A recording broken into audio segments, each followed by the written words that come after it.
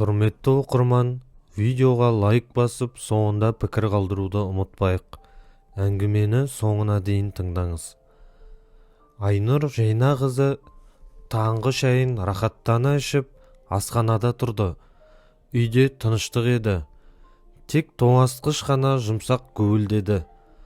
Күн көзі терезелерден төгіліп, өмір қарапайым және түсінікті болды. Ол қуанышпен 7 жыл өмір сүріп еді. Және олардың одағы мінсіз болмаса да, Айнұр олардың бақытты екеніне сенді.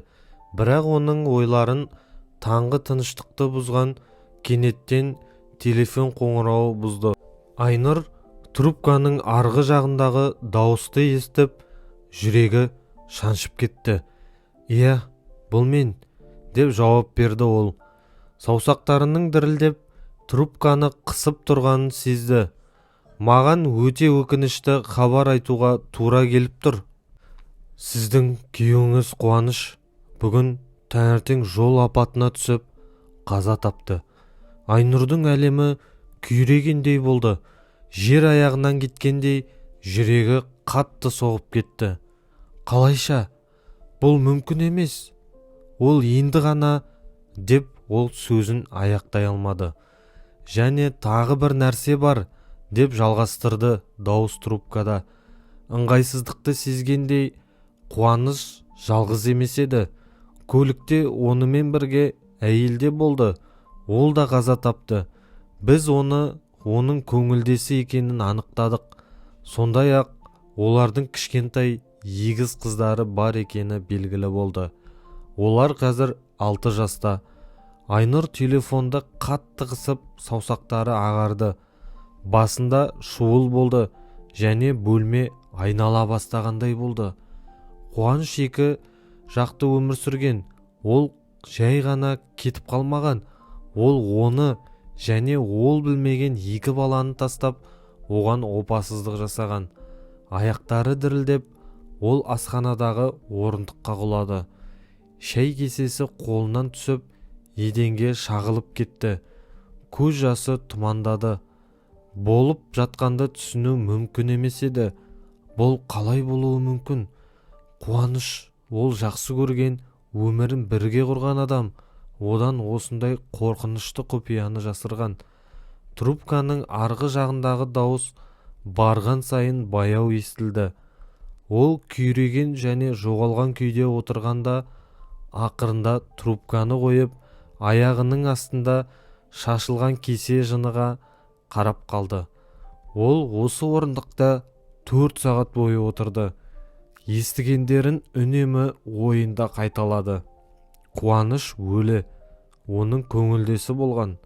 Оның егіз қыздары бар. Ол қалайша ештеңеге күмәнданбады? Неге ештеңе байқамады? Сатқындық оның жоғалуының өзінен де қаттырақ ауыр тиді.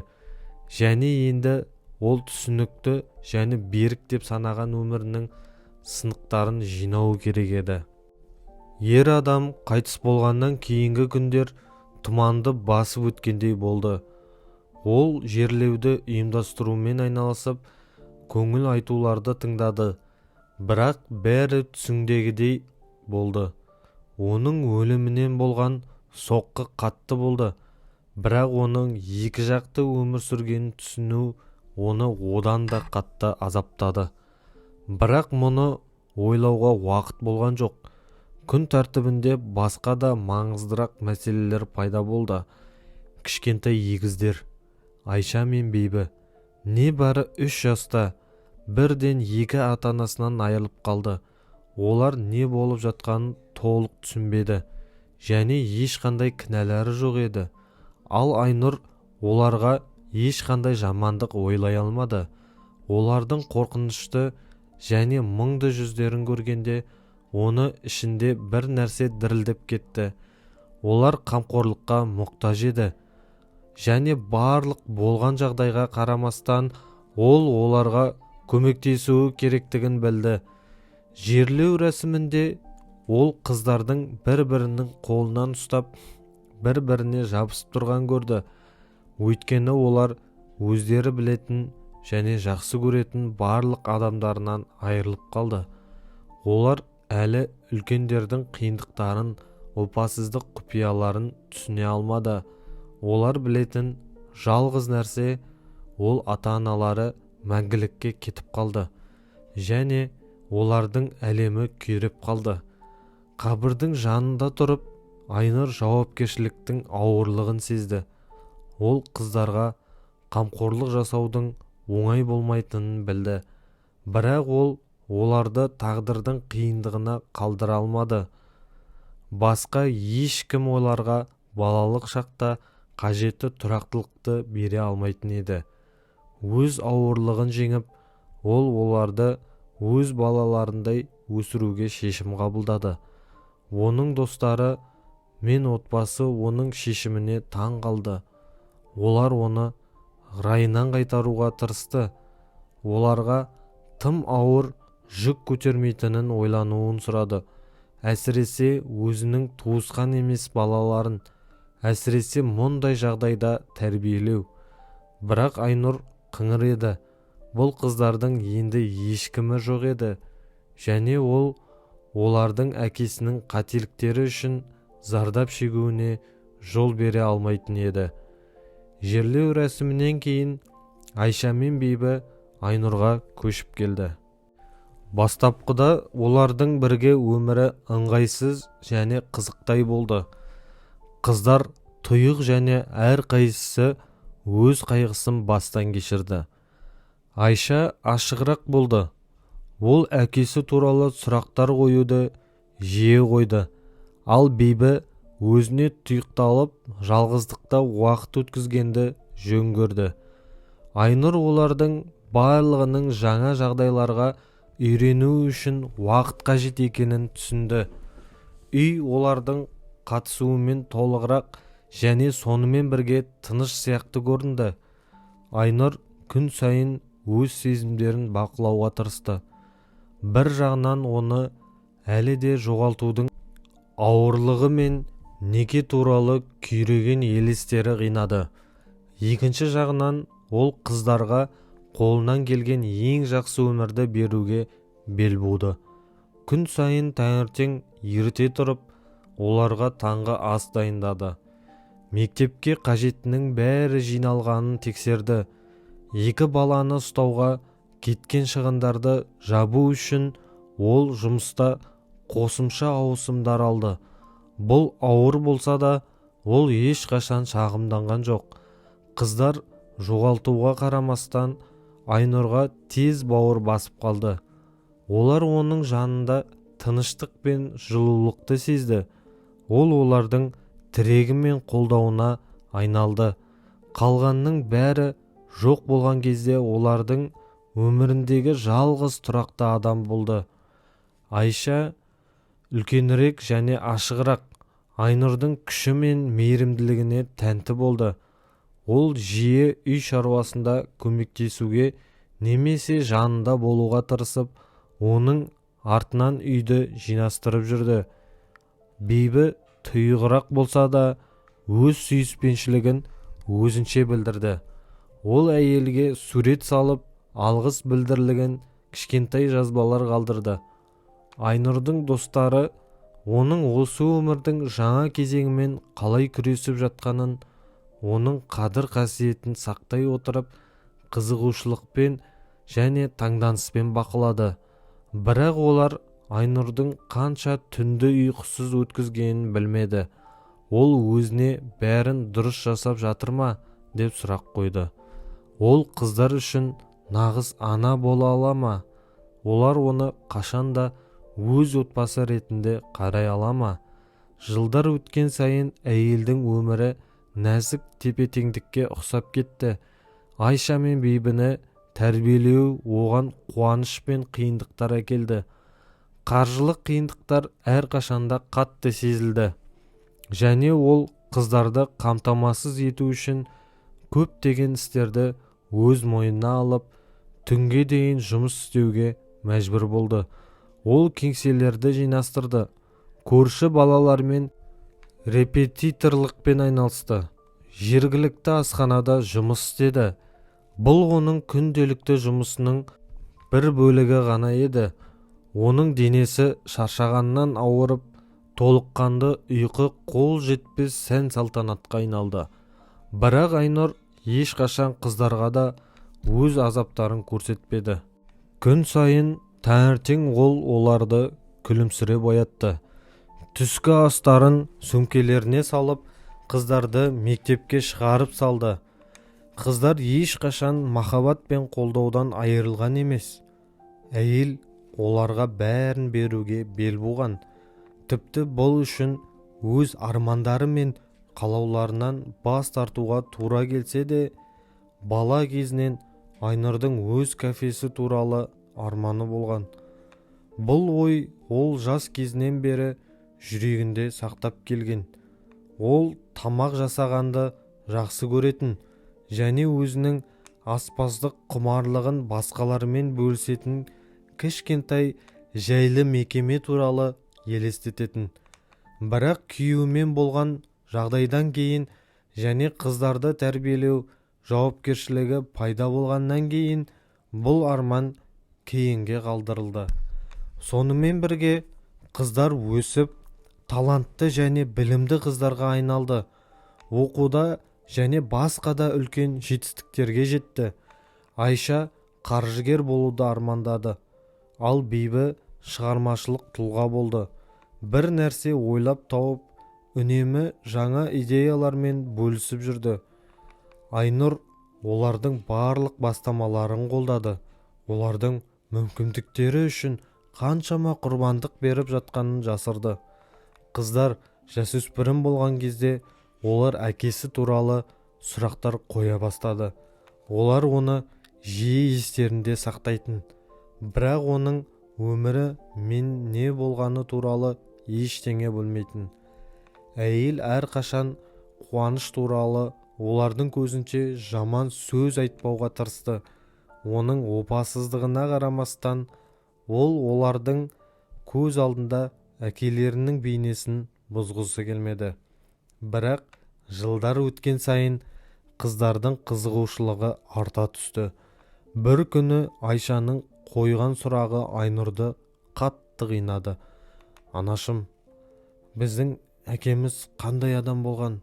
деп сұрады Айша. Бір күні кешкі ас үстінде. Ана деген сөз олар үшін Айнұрға деген табиғи үндеуге айналған еді. Және бұл оның жанын әрқашан жылытты. Айнұр жауап бере алмай қатып қалды. Ол өз қиындықтары бар адам болған деп бастады ол абайлап. Ол сендерді қатты жақсы көрді, бірақ қателіктер жасады. Қандай қателіктер деп сұрады ол. Ал Бибі тыныш қана кешкі асын жеп отырып қызығушылықпен көзін көтерді. Айнұр олардың көз қарастарының шиеленісін және шындықты естуге деген ұмтылысын сезді. Ол бұл әңгіменің болмай қоймайтынын білді, бірақ оған дайын емес еді. Терең тыныс алып, ол айтуға бел буды. «Сіздің әкеңіз де күнәсіз емес еді», деп бастады әйел. Оның дауысы тыныш, бірақ сонымен бірге қатты естілді. Басқа қарым-қатынастары, жасырын қарым-қатынастары болған. Екеуіңіз сол қарым-қатынастан арқасында дүниеге келдіңіздер. Жол апатынан кейін мен бәрін білдім. Бөлме тыныштыққа батты. Қыздар болған жағдайды ой елегінен өткізді.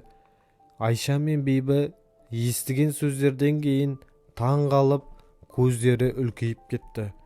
«Демек, сіз біздің туған анамыз емессіз бе?» деп тыныш сұрайды Бибі. Оның дауысы дірілдеді. Әйелдің жүрегі ауырды. Ол үстелдің арғы жағынан қыздардың қолдарынан ұстады. «Мүмкін мен сендерді туған жоқпын, бірақ мен сендердің нағыз аналарыңмын. Қалай болса да мен сендерді өз балаларымдай жақсы көремін, және бұл ешқашан өзгермейді», деді. Бұл әңгімеден кейін күндер шиеленісті өтті. қыздар естігендерін әртүрлі қабылдады. Айша ашық болғандықтан әкесінің елесін ол туралы естігендері мен түсінгендерімен үйлестіруге тырысты. Ал Бибі керісінше тұйықталып қалды. Және Айнұр оның не сезіп жатқанын түсінуге қиналды.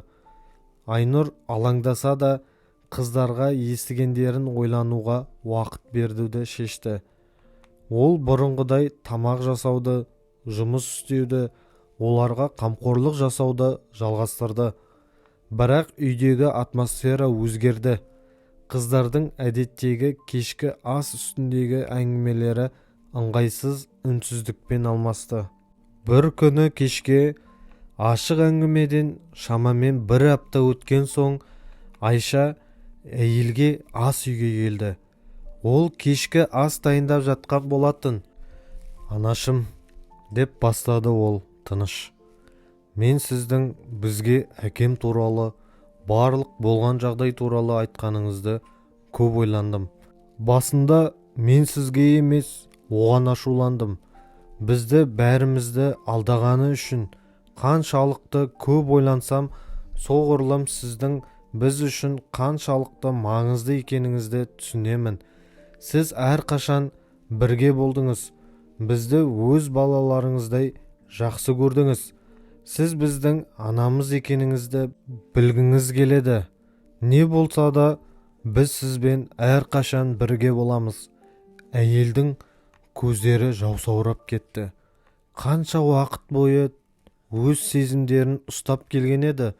Қыздар үшін күшті болуға тырысып, бірақ бұл сөздер оған нағыз жұбаныш болды. Ол Айшаны құшақтап, оған қатты қысып, көз жасы төгілді. «Мен сендерді қатты жақсы көремін», деп сыбырлады Айнұр. «Әрқашан жақсы көрдім және жақсы көремін». Есікте тұрып, мұны бақылап тұрған Бибі баяу жақындап құшақтасуға қосылды. «Біз де сізді жақсы көреміз, анашым», деді ол тыныш.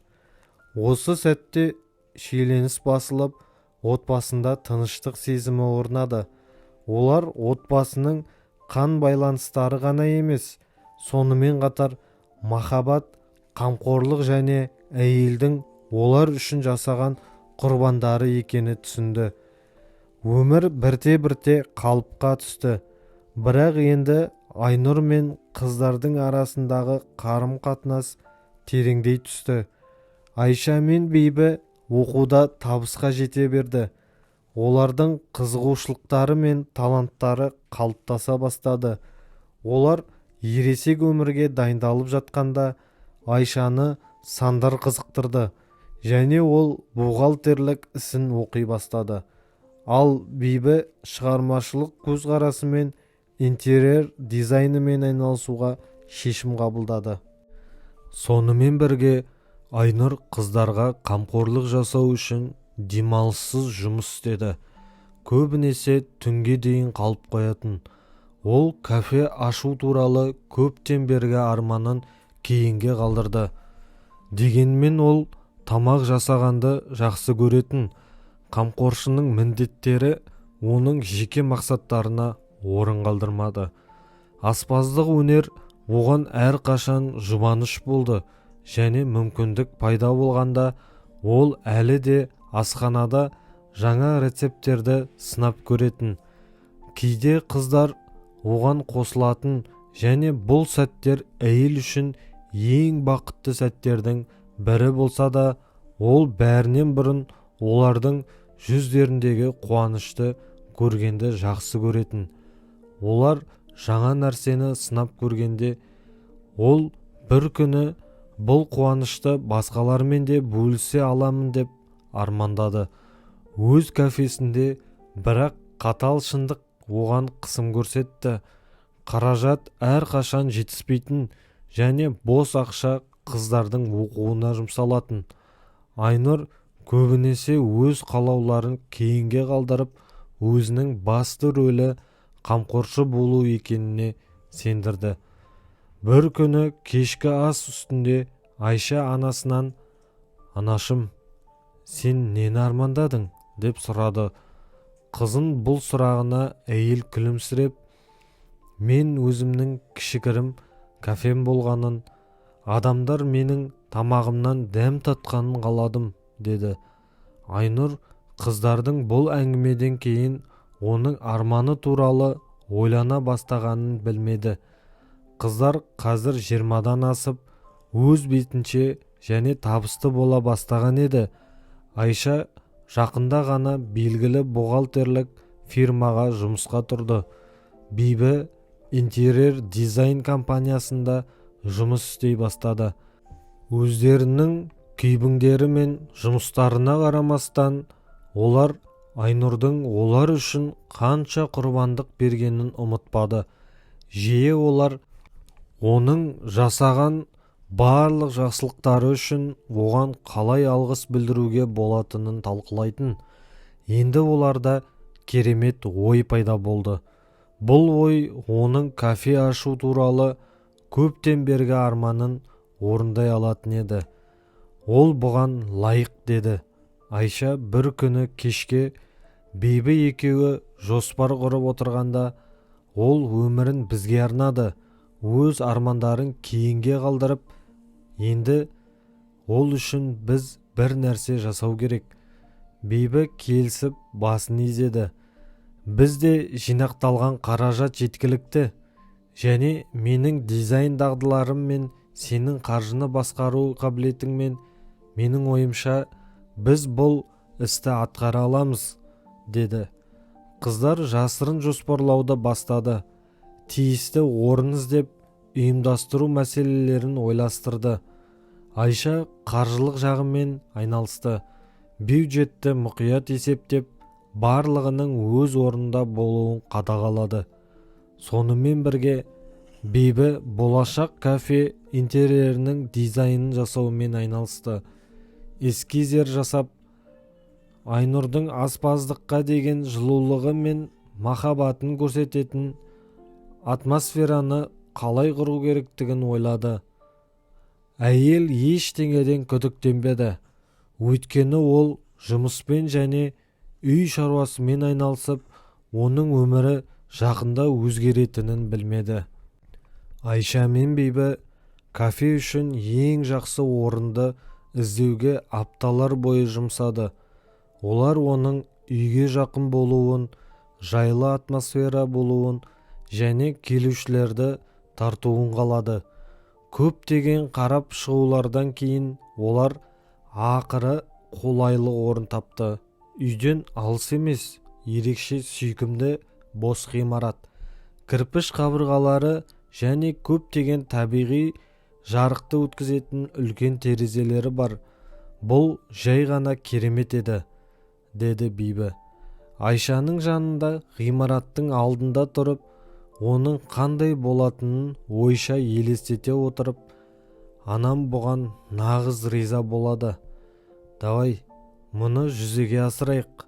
Олар тез арада ұсыныс берді, және Айшаның қаржылық дағдыларының арқасында олар орын іздеуді аяқтап, негізгі жұмыс басталды. Бибі Айнұрдың талғамы мен мінезін көрсететін әрбір бөлшекті жасауға тырысып, интерьерді әзірлеуге кірісті. Ол қабырғалар үшін жылы, тыныш реңктерді, ыңғайлы жиһазды және қонақтардың тамақ дайындау процесін бақылау үшін ашық ас үйді таңдады. Бұл әйелдің өз ісіне деген махаббатының өзіндік символы. Сонымен қатар Айша заңды жұмыстармен айналысты. Құжаттарды рәсімдеу мен қызметкерлерді іріктеу мен және Айнұрдың сүйікті тағамдарының негізінде мәзір жасаумен айналысты. Әпкелер болашақ кафенің әрбір элементіне жан дүниесін салып, тынымсыз еңбек етті.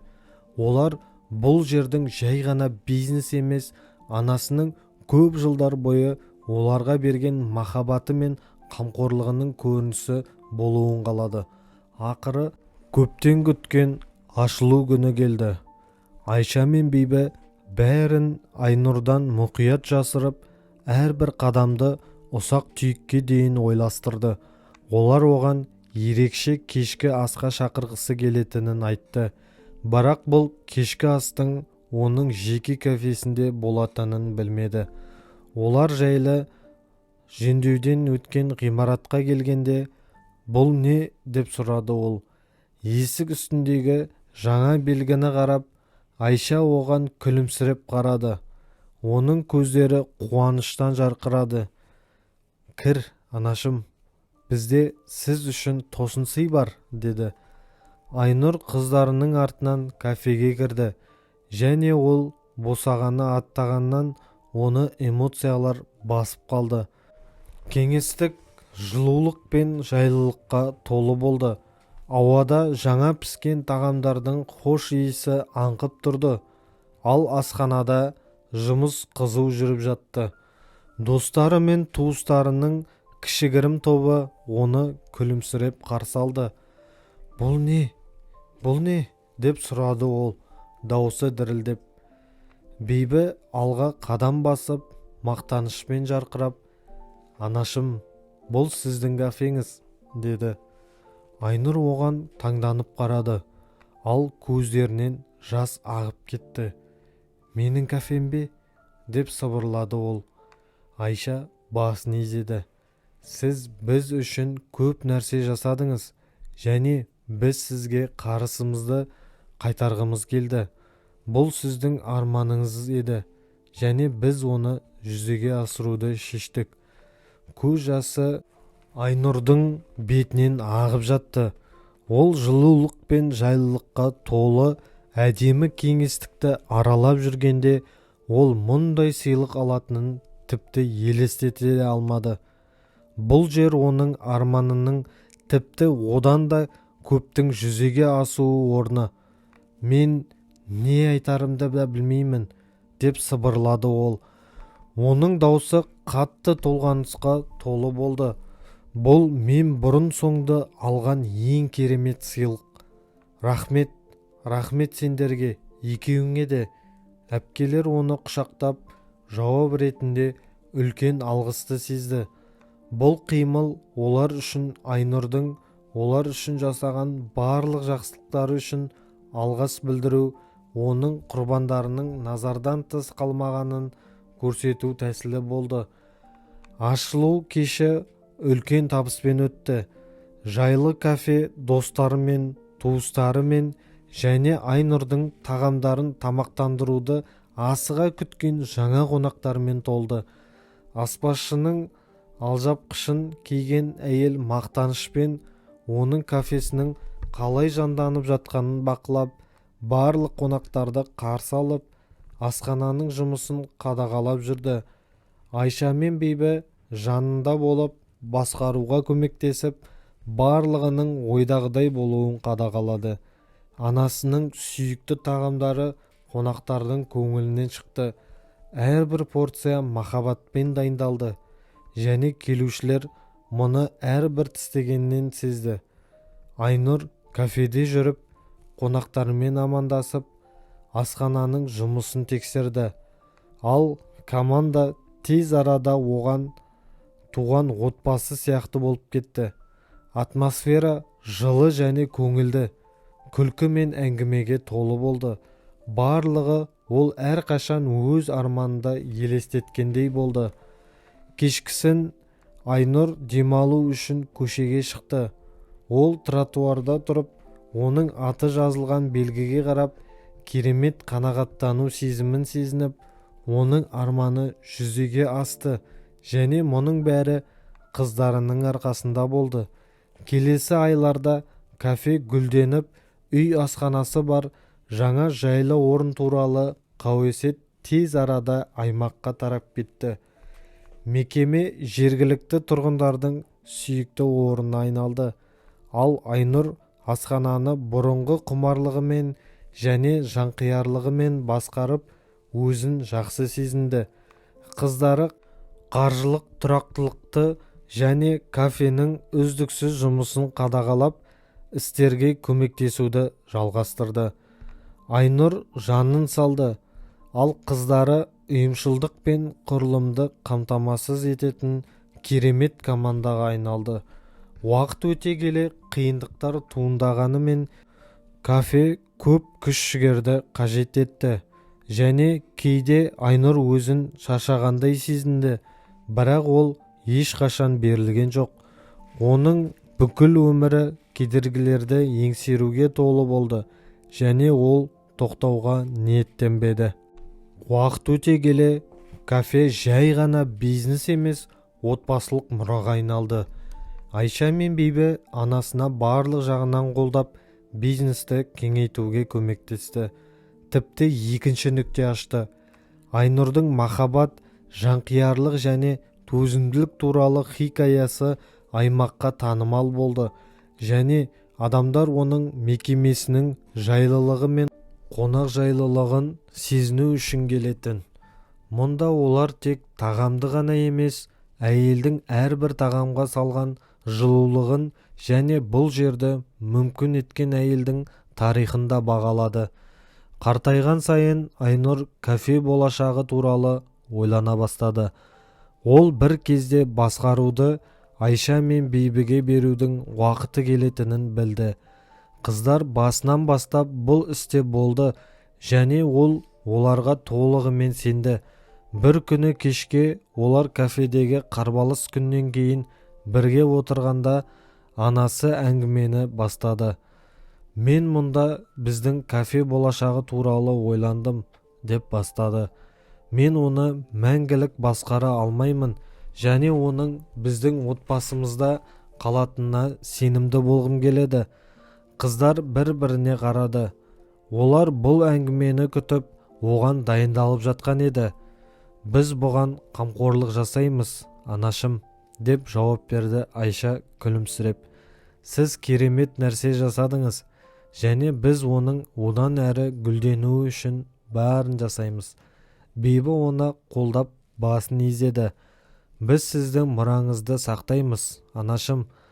Бұл кафе әрқашан біздің отбасымыздың бір бөлігі болады.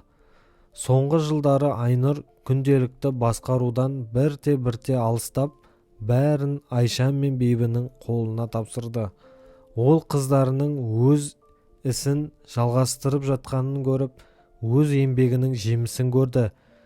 Кафе олардың басшылығымен одан әрі кеңейіп, аймақтағы сүйікті орынға айналды.